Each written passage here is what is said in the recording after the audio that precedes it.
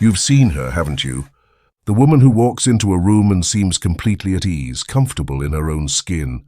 She's not the loudest or the flashiest, but she has this calm energy about her. When she speaks, you get the feeling she's not trying to impress anyone. She just knows what she thinks. The happiness you see in her isn't for show. It's a quiet, steady glow that doesn't seem to flicker, no matter what's going on around her. And then there's the other woman, the one most of us know a little too well. The one who's always feeling a bit on edge, constantly checking to see if she's doing it right, saying it right, being it right. Her life is a long list of things she feels she should be doing to keep everyone happy, leaving her feeling exhausted and wondering, is this all there is? So what's the real difference between them? Our world is quick to sell us answers. 5-step plans for confidence, self-help books, a new workout routine. But these things are like putting a bandage on a deep wound. They might cover the problem for a little while, but they don't heal it. The secret to being that happy, confident woman isn't some new trick you have to learn. It's about remembering a part of yourself you were taught to forget. Carl Jung was one of the first to really map out this inner world, and his ideas are the key that unlocks the first door. If you're tired of playing a part, and the mask you've been wearing is starting to feel heavy, then this video is for you. It's not about becoming a better version of yourself. It's about finally getting the chance to be the real you. But here's what our world doesn't want you to know. The secret lies not outside, but within. Modern society has built an entire industry around convincing women to look outward, toward the image of having it all. A successful career that makes everyone proud, an ideal body that stops conversations, perfect relationships that look flawless on social media. But here's the irony. The more women achieve these standards, the emptier they often feel. They smile, but their smiles are drained. They succeed, yet they don't find peace. Carl Jung understood this when he said, "Who looks outside dreams, who looks inside awakens." From the moment you could walk, you were taught to be good, to please others first. You learned to smile when you didn't want to agree when your heart screamed no, and to put your own feelings last because that's what a good woman does. Over time, you lost your voice. Then you came to believe you never had one to lose in the first place. Jung called these compliant behaviors the mask, the persona. It's not your true self, but the image you construct to be loved, to be accepted. When a woman lives too long in her persona, she forgets who she is underneath. She can no longer distinguish her true desires from the roles that have become so ingrained they feel like truth. Think of the successful woman with the high position, perfect family, admiration of peers. Yet every night she cries in the bathroom, not understanding why she feels so alone in her own life. Or the mother who takes care of everyone perfectly, but can't recall the last time she felt genuinely happy. These are clear signs that you've lived too long in the external world and neglected the world within. And that inner world, according to Jung, is not a serene place. It's an uncharted forest, a vast ocean teeming with the parts of yourself you've forgotten, rejected, or despised. It's where the shadow resides, the darkness you've been taught to fear. In the shadow lies everything you dare not face: your anger, your envy, your hurt, the longing to be free, to say no, to live without apologizing for taking up space. It's the part of you that you expressed as a child but were told was selfish, bad, or unlovable. You suppressed it. You became agreeable. But in doing so, you also extinguished the fire within. The shadow isn't evil, it's everything you've been taught to reject. It's the voice that wants to speak up in meetings but stays quiet. It's the competition you feel with other women but smile through instead. It's the sexuality you've dimmed because being too much makes others uncomfortable. These parts don't disappear. They operate from the shadows, sabotaging you in ways you can't see. Jung didn't tell us to destroy the shadow. He urged us to integrate it, because it's part of your whole self, the dusty yet vibrant source of life energy. A woman feels irritated when someone surpasses her at work, but doesn't dare admit her envy. She dismisses her feelings, tries to act noble, then torments herself inwardly. But if she faces her shadow, acknowledging her desire for recognition, she'll realize there's nothing wrong with that emotion. It's a voice urging her to grow. Jung wrote, "Until you make the unconscious conscious, it will direct your life, and you will call it fate." How many women ask, "Why do I always end up in relationships that hurt me? Why can't I say no without feeling guilty?" These aren't signs of weakness, they're unconscious patterns operating in the dark. The inner journey begins here, not through meditation hoping for peace, not through self-help books expecting change, but through the courage to face yourself without judgment. It's when you hear the voice saying, "I'm tired, I'm scared, I want more than this," and for the first time, you don't silence those desires. The inner journey happens when you're brave enough to be alone, quiet enough to hear the voice of your heart, the voice that echoed when you were a child but was silenced by expectations. One day, you'll find yourself doing something different, not for others, but for yourself. You say no without explaining. You face a fear that once brought you to your knees, and you don't retreat. That's not rebellion, that's awakening, but this reveals something deeper, the sacred feminine energy locked away inside you. When a woman confronts her shadow and wounds, she encounters a powerful archetype, the goddess within, not the glamorous image from advertisements, but an ancient, wild, instinctual life force. Jung called this a primal image embedded in the collective unconscious. Think back to when you were a little girl who loved climbing trees, shouting with joy, asking endless questions. As she grew, that girl was corrected. Girls don't act like that. No one will love you if you're so stubborn. So the goddess within, the voice of instinct, curiosity, creativity, was locked away. As adults, women carry a void they cannot explain. Behind carefully applied masks lies a faint call. There's something I've forgotten. That's the whisper of the goddess within. Feminine energy is not about appearance. It's a sacred force, the part of your soul that receives love, flows with life rather than forcing it, whispers, "You are safe." It's joy, sensuality, vulnerability, and the beauty of simply being. But this energy was suppressed early. You were taught emotions are messy, softness is weakness, your desires make you too much. Picture a stream flowing through a valley, cool, fluid, winding naturally. But when it meets a boulder, it learns to flow through cracks, believing that flowing strongly will only meet more obstacles. Your feminine energy is like that stream. When it encounters criticism and expectations, you build rules that say, "I am only valuable when I make others happy." The deepest part of you no longer reaches the light.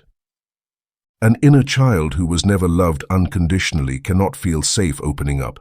So women become suspicious, controlling, building fortresses that are also prisons confining their essence. Feminine energy awakens through surrender, not effort. But a woman carrying fear of being hurt cannot let go. She's always vigilant, always analyzing, always needing certainty before trusting. When a woman reconnects with the goddess within, she unlocks intuition, gut feelings, quiet calls to try different paths. Yet women learn to dismiss intuition, calling it irrational.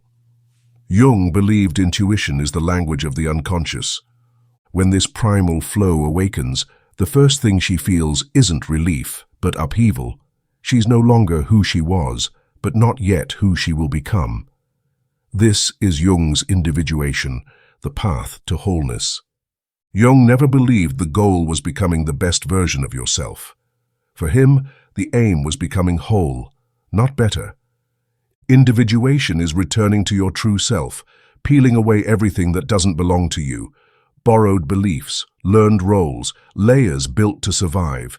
It's facing your shadow and embracing it as life force.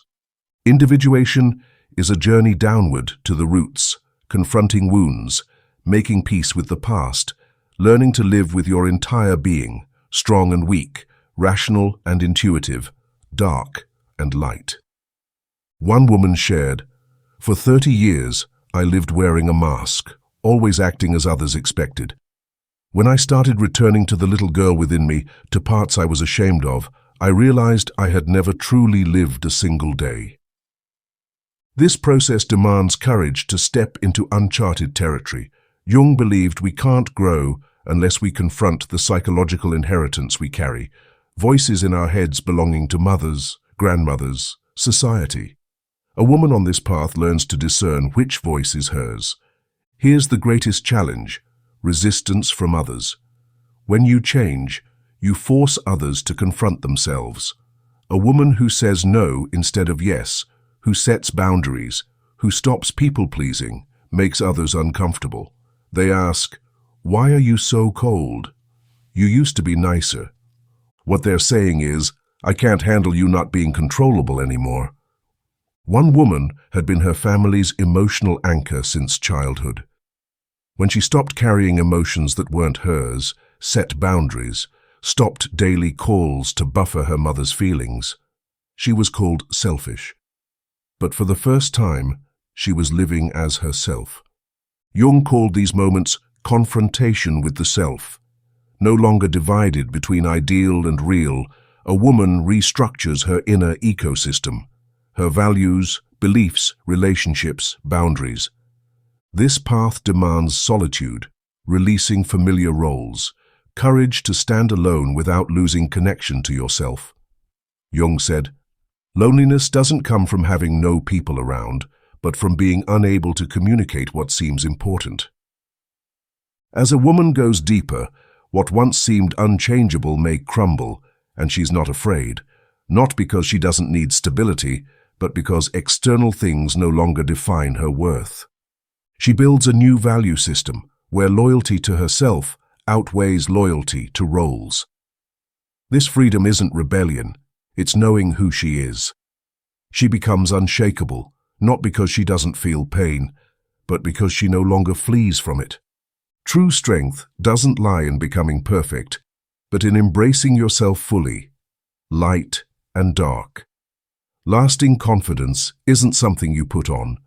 It's built from within when you dare to live as a whole person. Too many women chase the ideal woman image, a fabricated formula, a trap. The more you strive for that ideal, the further you drift from yourself. Wholeness is different. It doesn't demand you be something specific. It requires full presence with what is: exhaustion, anger, hurt, unnamed desires.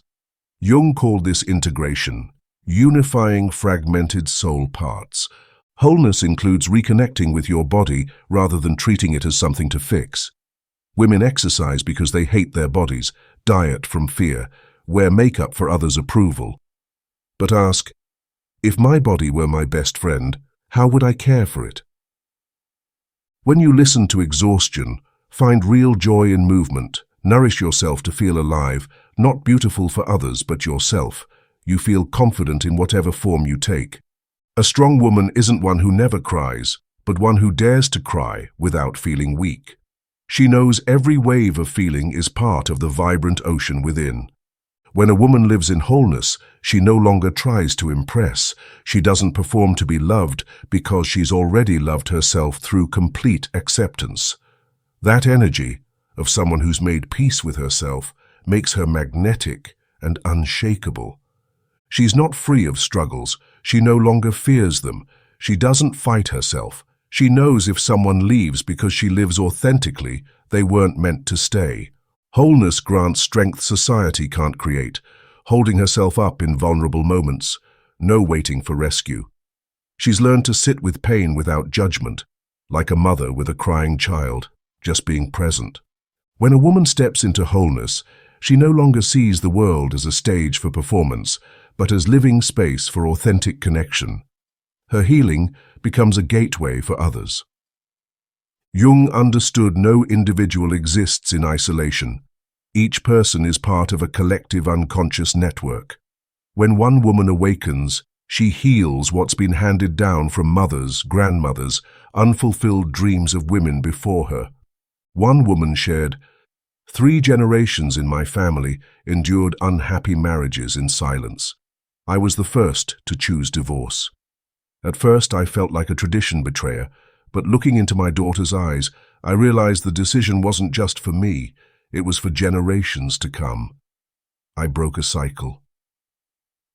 Women observe each other in silence. How you walk without apologizing for space. How you say no without explanation. These are signals to other women watching but not yet daring. Your authentic presence is a quiet invitation.